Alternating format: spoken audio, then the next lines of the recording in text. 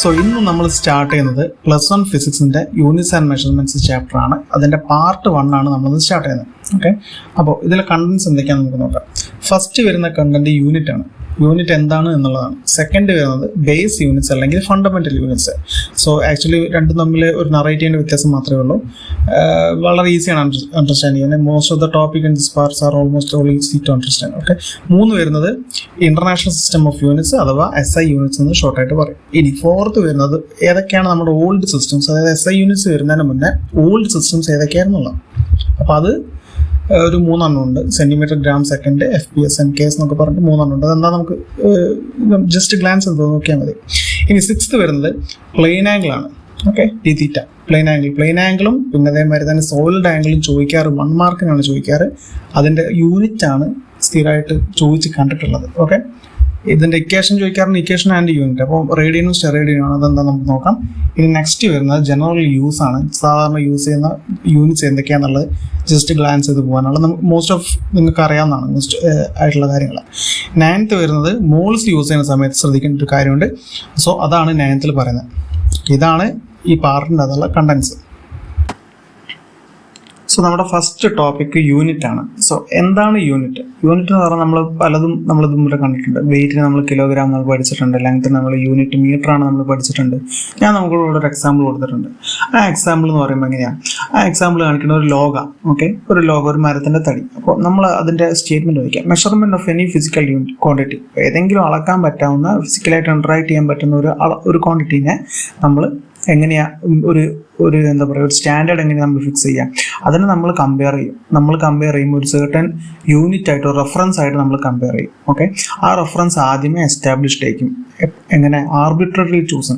അതായത് ആ ലോഗിൻ്റെ വലിപ്പം 1 മീറ്റർ ആണെന്നുണ്ടെങ്കിൽ അതിനെ ഒരു മീറ്റർ എന്ന് പറയണമെന്നുണ്ടെങ്കിൽ അത് കാണിച്ചിട്ട് ഒരു മീറ്റർ എന്ന് പറയണമെന്നുണ്ടെങ്കിൽ മീറ്റർ എന്താണെന്ന് ആദ്യം എസ്റ്റാബ്ലിഷ് ചെയ്യണ്ടേ. സോ നമ്മൾ യൂണിറ്റ് എന്ന് പറയുന്നത് എന്താണെന്ന് വെച്ചാൽ ആർബിട്രറി ചൂസൺ. അതായത് ഒരു ബേസിസ് ഇല്ലാത്ത സമയത്ത് ഒരു നീളം കാണിച്ചു, അതായത് ഇത്ര നീളം, ഇതിനെ ഇന്നു മുതൽ യൂണിറ്റ് ആയിട്ട് നമ്മൾ എസ്റ്റാബ്ലിഷ് ചെയ്യാണ്. അത് ലോകം മുഴുവൻ ഏറ്റെടുത്തു. അത് ഇന്റർനാഷണൽ അക്സെപ്റ്റ് ചെയ്തു. ആ ലെങ്ത്തിനെ ഒരു മീറ്റർ ആയിട്ട് കൺസിഡർ ചെയ്തു. അതിന് വെച്ചിട്ടാണ് നമ്മൾ ബിൽഡ് ചെയ്യുന്നത്. അപ്പം പിന്നെ അതിനുശേഷം കാണിക്കുന്ന ലോഗ്, ഈ മരത്തിന്റെ തടി എത്ര നീളം ഉണ്ടെന്ന് നോക്കിക്കാണെങ്കിൽ ആരായിട്ടാണ് നമ്മൾ അതിനെ കമ്പയർ ചെയ്യുക? നമ്മൾ നേരത്തെ ഉണ്ടാക്കി വെച്ചിട്ടുള്ള മീറ്റർ ആയിട്ടുള്ള യൂണിറ്റിനെ. ഓക്കെ, യൂണിറ്റിന്റെ ഒരു സ്റ്റോറി ആയിട്ട് നിങ്ങൾ കൺസിഡർ ചെയ്താൽ മതി. ഓക്കെ,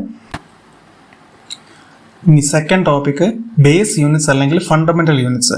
ആ പേര് തന്നെ ഉണ്ട്, ഫണ്ടമെന്റൽ. അതായത് ഒഴിച്ചുകൂടാൻ പറ്റത്തില്ല. ഫണ്ടമെന്റൽ വളരെ ബേസ് ആയിട്ടുള്ള സ്റ്റാർട്ടിംഗ് ആയിട്ടുള്ള യൂണിറ്റ്സ് ആണ്. ഓക്കെ, ഇതിന്റെ മുകളിലാണ് ബാക്കിയുള്ളത് മൊത്തം ബിൽഡ് ചെയ്തിട്ടുള്ളത്. അപ്പോൾ നമുക്ക് സ്റ്റേറ്റ്മെന്റ് നോക്കാം.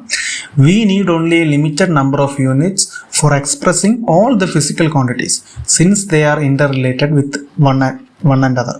ഓക്കെ, അതായത് നമ്മുടെ അടുത്ത് കുറേ കാര്യങ്ങളുണ്ട്, കുറേ മെഷർ ചെയ്യാൻ പറ്റുന്ന ഫിസിക്കൽ ക്വാണ്ടിറ്റീസ് ഉണ്ട്.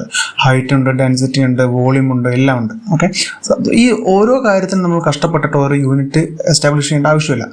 ചിലത് ഡിറൈവ്ഡ് ആണ്, ഓൾറെഡി ഉള്ളതിൽ നിന്ന്. എക്സാമ്പിൾ വോളിയത്തിൻ്റെ ഇക്വേഷൻ L/B/H ആണ്. ലെങ്ത്തിൻ്റെ യൂണിറ്റ് മീറ്റർ ആണ്, ബ്രെഡ്ത്തിൻ്റെ യൂണിറ്റ് മീറ്റർ ആണ്, ഹൈറ്റിൻ്റെ യൂണിറ്റ് മീറ്റർ ആണ്. സോ യൂണിറ്റ് എന്താ വരിക? Metre cube.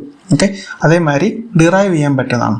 ഓക്കെ, അപ്പോൾ ഇനി അതിൻ്റെ അകത്ത് തന്നെ ഞാനിവിടെ ഒരു എക്സാമ്പിൾ കൊടുത്തിട്ടുണ്ട്. എക്സാമ്പിൾ കാണിച്ചിട്ടുള്ളത് ഡെൻസിറ്റിയാണ്. ഓക്കെ, ഡെൻസിറ്റി ഇക്വേഷൻ നമുക്ക് നോക്കാം. ഡെൻസിറ്റിൻ്റെ ഇക്വേഷൻ എന്താ?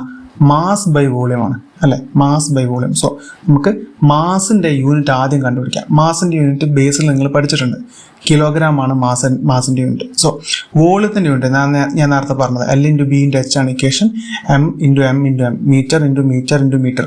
3 മീറ്ററും കൂടി മൾട്ടിപ്ലൈ ചെയ്യുന്ന വരെ answer metre cube. So final unit എന്തായിരിക്കും വരിക? മാസിൻ്റെ യൂണിറ്റ് കിലോഗ്രാം സബ്സ്റ്റിറ്റ്യൂട്ട് ചെയ്യുക, ഡിവൈഡഡ് ബൈ വോളിയത്തിൻ്റെ യൂണിറ്റ് മീറ്റർ ക്യൂബ് സബ്സ്റ്റിറ്റ്യൂട്ട് ചെയ്യുക. So kilogram per metre cube. ഇങ്ങനെയാണ് ഡിറൈവ്ഡ് യൂണിറ്റ്സ് ഉണ്ടാക്കുക. ഇക്വേഷൻ്റെ അകത്ത് ഇക്വേഷൻ്റെ വസ്തുക്കൾ എന്തൊക്കെയാണെന്ന് വെച്ചാൽ അതിൻ്റെ യൂണിറ്റുകൾ കൊടുക്കുക, എന്നിട്ട് ഫൈനലായിട്ട് യൂണിറ്റ് കണ്ടെത്താം.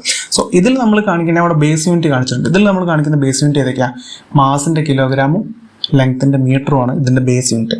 ഇതില്ലെങ്കിൽ ഡെൻസിറ്റി നമുക്ക് കണ്ടുപിടിക്കാൻ പറ്റില്ല. സോ ബേസിക് യൂണിറ്റിലെ ഫണ്ടമെന്റൽ യൂണിറ്റ് എന്ന് പറഞ്ഞാൽ ഏറ്റവും ചെറുതും ഫണ്ടമെന്റലും ആയിട്ടുള്ള യൂണിറ്റ്സിനാണ് നമ്മൾ വിളിക്കുക ബേസ് യൂണിറ്റ്സ് അല്ലെങ്കിൽ ഫണ്ടമെന്റൽ യൂണിറ്റ്സ്. ഓക്കെ, സോ ഞാൻ തുടക്കത്തിൽ പറഞ്ഞ മാതിരി കുറച്ചുകൂടി ഈസി ആയിട്ടുള്ള ഒരു പാർട്ടാണിത്. ഇതിന് ശേഷമാണ് കുറച്ചുകൂടി സബ്ജക്റ്റ് ആക്ച്വലി കുറച്ചുകൂടി ടഫായി വരുന്നത്. സോ ഇതിൽ പറയുന്നത് ഇതാ എക്സാമ്പിൾസ് ഓഫ് ഫണ്ടമെന്റൽ യൂണിറ്റ്സ്. നമ്മുടെ ഫണ്ടമെന്റൽ യൂണിറ്റ്സിന്റെ എക്സാമ്പിൾസ് ആണ്. മീറ്റർ എന്തിന്റെ യൂണിറ്റാ? ലെങ്ത്. ഓക്കെ. കിലോഗ്രാം എന്തിന്റെ യൂണിറ്റാ? മാസ്. സെക്കൻഡ് എന്തിന്റെ യൂണിറ്റാ? ടൈം. പിന്നെ നമ്മുടെ ആംപിയർ കഴിഞ്ഞ 10th പഠിച്ചിട്ടുണ്ട്. ഇലക്ട്രിക് കറന്റ് യൂണിറ്റ് ആണ് ആംപിയർ. കെൽവിൻ എന്ന് പറഞ്ഞാൽ ടെമ്പറേച്ചറിന്റെ. നമ്മൾ പൊതുവെ ഡിഗ്രി സെൽഷ്യസ് ആണ് നമ്മൾ കേട്ടിട്ടുള്ളത്, പക്ഷെ നമ്മൾ കെൽവിനാണ് യൂസ് ചെയ്യുക. പിന്നെ വേറെ ഒന്നും കൂടി ഉള്ളത് ഫാരനൈറ്റ് ആണ്. ഓക്കെ. അടുത്തത് മോള്. മോൾ എന്ന് പറഞ്ഞാൽ എമൗണ്ട് ഓഫ് സബ്സ്റ്റൻസിന്റെ യൂണിറ്റാണ്. ഇതിൽ ആക്ച്വലി യൂസ് ചെയ്യുമ്പോഴാണ് ശ്രദ്ധിക്കേണ്ട കാര്യമുള്ളത്. സോ ഞാൻ ലാസ്റ്റിൽ പറയാം. പിന്നെ കാൻഡല എന്ന് പറഞ്ഞാൽ എന്തിൻ്റെ? Luminous intensity, brightness. ഓക്കെ. ഒരു വെളിച്ചത്തിന്റെ തീവ്രത, അതായത് അങ്ങനെയാണ് പറയാം. ചില വാട്ട് കൂടിയിട്ടുള്ള ട്യൂബ് കൊണ്ട് ചില ഹൈ ഇന്റൻസിറ്റി ലൈറ്റ് കിട്ടൂലേ, സോ ലൂമിനസ് ഇന്റൻസിറ്റി അങ്ങനെ. പിന്നെ ഇതിന് പുറമെ രണ്ടെണ്ണം കൂടി ഉണ്ട്. ഓക്കെ. അതാണ് നിങ്ങൾക്ക് ആക്ച്വലി 1 വേർഡിൽ ചോദിക്കാറുള്ളത്. ഓക്കെ. മോള് ഒരു സംഗതിയാണ് ചോദിക്കാറുണ്ട്. അതിന് ശേഷം എക്സ്ട്രാ ആയിട്ട് ചോദിക്കുന്നതാണ് നമ്മുടെ സോളിഡ് ആംഗിളും പ്ലെയിൻ ആംഗിളും. സോ ബേസ് യൂണിറ്റിന്റെ ഡെഫിനിഷൻ ആണ് ഇവിടെ പറയുന്നത്. The units for the fundamental or base quantities are called fundamental or base units. Base ആയിട്ടുള്ള ക്വാണ്ടിറ്റീസിന് കൊടുക്കുന്ന യൂണിറ്റ്സിനെ നമ്മളെന്ത് വിളിക്കാം? ബേസ് യൂണിറ്റ്സ് അല്ലെങ്കിൽ ഫണ്ടമെന്റൽ യൂണിറ്റ്സ് എന്ന് വിളിക്കാം. ഓക്കെ. തീരെ അതിനെ ഒഴിവാക്കാൻ പറ്റത്തില്ല, അത്രയും സ്മോളസ്റ്റ് ഓഫ് ബേസ്. ഓക്കെ. ഇനി മൂന്നാമത് പറയുന്നത് എന്താ? International system of units. നമുക്ക് സ്റ്റേറ്റ്മെന്റ് വായിച്ച് നോക്കാം. The system of units which is at present internationally accepted for measurement is the system internationally de units. French for international system of units, abbreviated as SI. നമുക്ക് നോക്കാം. System of units എന്ന് പറഞ്ഞാൽ at present international accept ചെയ്തിട്ടുള്ള, ലോകം മുഴുവൻ accept ചെയ്തിട്ടുള്ള ഒരു system of units ആണ് എന്ത്? SI യൂണിറ്റ്സ് എന്ന് പറയുന്നത്. സോ അതിന് SI യൂണിറ്റ് നമ്മൾ പറയുന്നത് അതിന്റെ ഫ്രഞ്ച് പേരാണെന്ന് നമുക്കത് പറയാൻ പറ്റാത്തതിനെ കൊണ്ടാണ് നമ്മൾ എന്ത് ചെയ്യുന്നത്? SI എന്ന് പറയുന്നത്. Okay. This scheme is now for international usage in scientific, technical, industrial and commercial work. നിങ്ങൾക്ക് എന്തുകൊണ്ട് അത് പഠിക്കാനുള്ളത്? SI യൂണിറ്റ് എന്തുകൊണ്ടാണ് അങ്ങ് പഠിക്കാനുള്ളത്? അതിന് കാരണം എന്താ വെച്ചാൽ ആ യൂണിറ്റ് ഇപ്പം ഏതൊക്കെ ഡിപ്പാർട്ട്മെന്റിലാണ്, അല്ല ഏതൊക്കെ ഇതിലാണ് യൂസ് ചെയ്യുന്നത്? സയന്റിഫിക്. നിങ്ങൾ സയൻസ് സ്റ്റുഡൻസ് ആണ്. So scientific, technical, industrial, commercial വർക്ക്സിനൊക്കെ എന്ത് യൂണിറ്റ് യൂസ് ചെയ്യുന്നത്? SI യൂണിറ്റ് ആണ് യൂസ് ചെയ്യുന്നത്. ഓക്കെ. സോ ഇനി നമുക്ക് നോക്കാനുള്ളത് ഓൾഡ് സിസ്റ്റംസിനെ കുറിച്ചാണ്.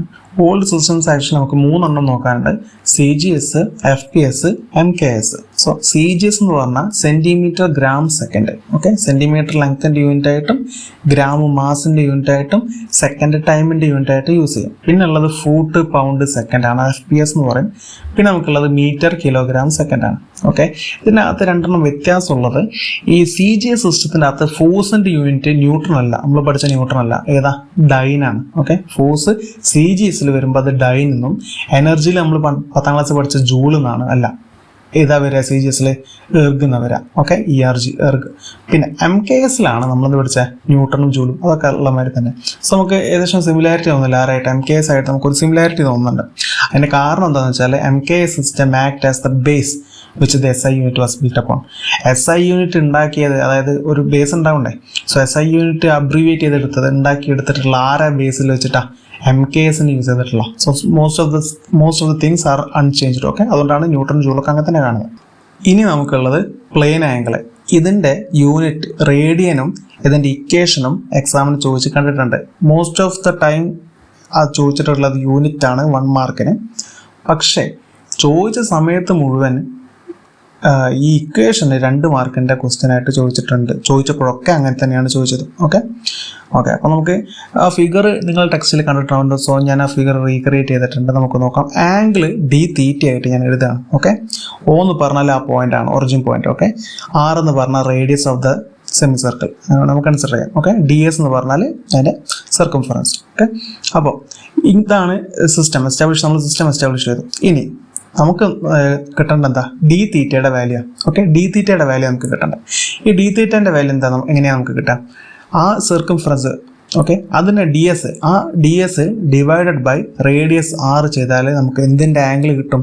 D⁻θ എന്ന് പറഞ്ഞ ആംഗിൾ കിട്ടും. ഓക്കെ. D⁻θ കിട്ടാൻ എങ്ങനെയാ? DS divided by R. അതിന്റെ യൂണിറ്റ് എന്താ? റേഡിയൻ. ഓക്കെ. അപ്പോൾ plane angle D⁻θ unit radian ആണ്, ഇക്വേഷൻ ആണ് DS/R. ഓക്കെ. ഇനി അത് കഴിഞ്ഞാൽ സോളിഡ് ആംഗിൾ. ഇതും ഫിഗർ നിങ്ങൾ ടെക്സ്റ്റിൽ കണ്ടിട്ടുണ്ടാവും. ഇത് ആക്ച്വലി സ്ട്രേറ്റ് ഫോർവേഡ് ഫിഗർ ആണ്. There is no need for a confusion. Okay, അപ്പോൾ ഞാനത് റീക്രിയേറ്റ് ചെയ്യുന്നുണ്ട്, നമുക്ക് നോക്കാം. അതിനകത്ത് ഡി എ എന്ന് പറയുന്നതാണ് ആ പാരഷൂട്ട് നിലത്തേക്ക് ഇങ്ങനെ വീഴാന്ന് വിചാരിച്ചാലും മതി, അങ്ങനെ ആയാലും നിങ്ങൾക്ക് എനിത്തിങ് ആസ് യു ലൈക്ക് എന്നുള്ള രീതിയിൽ. അപ്പോൾ ഡി എന്ന് പറഞ്ഞാൽ ആ ഏരിയ ആണ്. ഓക്കെ, ഡി ഓം എന്ന് പറഞ്ഞാൽ അതിൻ്റെ ഉള്ളിലുള്ള ആ ക്വാഡ്രപ്പിൾ ആയിട്ടുള്ള ആംഗിൾ. ഓക്കെ, ആർ എന്ന് പറഞ്ഞാൽ റേഡിയസ്. ഇനിയാണ് നമുക്ക് കിട്ടണ്ടേ ഡി ഓം ആണ് നമുക്ക് കിട്ടണ്ടേ.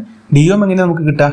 D a divided by r squared. ശ്രദ്ധിക്കണം കേട്ടോ, മറ്റേതിനകത്ത് ഡി എസ് ബൈ ആർ ആയിരുന്നു, ഇതിനകത്ത് എന്താ വരിക? D a divided by r squared ആണ്, ആർ സ്ക്വയേർഡ്. സോ ഇതാണ് ഡിയോമിനിക്കേഷൻ. ഇതിൻ്റെ യൂണിറ്റോ ഞാൻ റെഡിൽ മാർക്ക് ചെയ്തിട്ടുണ്ട്. ഇതിൻ്റെ യൂണിറ്റ് എന്താ വരിക? Unit is steradian. Okay, steradian ആണ് യൂണിറ്റ്. ഇതൊക്കെയാണ് ചോദിക്കുക ഒരു മാർക്കിന്. ഒക്കെ അതൊന്നും വായിൽ കിട്ടത്തില്ല അങ്ങനത്തെ ടേംസ് ഒന്നും ചില സമയത്ത് നോക്കി പോയിട്ടില്ലെങ്കിൽ. ഇനി ഞാൻ പറഞ്ഞു മോൾസ് എന്തിൻ്റെ യൂണിറ്റ് ആയിട്ട് നമ്മൾ പഠിച്ചത്? എമൗണ്ട് ഓഫ് സബ്സ്റ്റൻസിൻ്റെ ആയിട്ടുള്ള നമ്മൾ പഠിച്ചത്. ഓക്കെ, അപ്പോൾ അതിനൊരു പ്രത്യേകത ഉണ്ട്. യൂസ് ചെയ്യുമ്പോൾ ശ്രദ്ധിക്കേണ്ട ഒരു കാര്യമുണ്ട്. When using moles, always ensure that you specify if it's atoms, molecules, ion, electrons, etc. amount of substance അത് എന്തും ആവാം. ഓക്കെ, പക്ഷെ നമ്മൾ ആ ടേം 6.02 × 10⁻23 എന്ന് പറഞ്ഞ ആ ടേം യൂസ് ചെയ്യുമ്പം അതിൻ്റെ ആറ്റംസ്, നമ്പർ ഓഫ് മോളിക്യൂൾസ് ആണോ അതിനകത്ത് നിൽക്കുന്നത്, അല്ലെങ്കിൽ ആറ്റംസ് ആണോ, അല്ലെങ്കിൽ അയൺസ് ആണോ, ഇലക്ട്രോൺസ്, നമ്മൾ സ്പെസിഫൈ ചെയ്യണം. ഓക്കെ, അത് വളരെ ഇമ്പോർട്ടൻ്റ് ആണ് മോൾസിൻ്റെ കേസിൽ. Okay, mixture contains 2 moles of നമ്മൾ ആ മോളിക്യൂൾസ് ആറ്റംസ് നമ്മൾ സ്പെസിഫൈ ചെയ്യാം. ഓക്കെ, ഇതൊക്കെയാണ് നമ്മുടെ പാർട്ട് 1-ലുള്ളത്. എടുത്തതിൽ വെച്ച് ഏറ്റവും ബെസ്റ്റ് പാർട്ടാണ്, ഏറ്റവും സ്മോളസ്റ്റ് ആൻഡ് ഈസിയസ്റ്റ് പാർട്ടാണ്. ജസ്റ്റ് ആസ് എൻ ഇൻട്രൊഡക്ഷൻ ആണ് ഞാനിത് സ്റ്റാർട്ട് ചെയ്തിട്ട് ഞാനിപ്പോൾ പറഞ്ഞിട്ടുള്ളത്. കുറച്ച് കൂടുതലായിട്ടുള്ള കാര്യങ്ങൾ പഠിക്കാനുണ്ട്. So slides will be slow. Class slow ആയിരിക്കും മൂവ് ചെയ്യാം. ബട്ട് എക്സാക്ട്ലി മുഴുവൻ കാര്യങ്ങൾ പറഞ്ഞിട്ടായിരിക്കും ഞാൻ പോവാം. ഓക്കെ, അപ്പോൾ ബേസ് റെഡിയാണെന്ന് വിചാരിക്കുകയാണ്. Okay, thank you.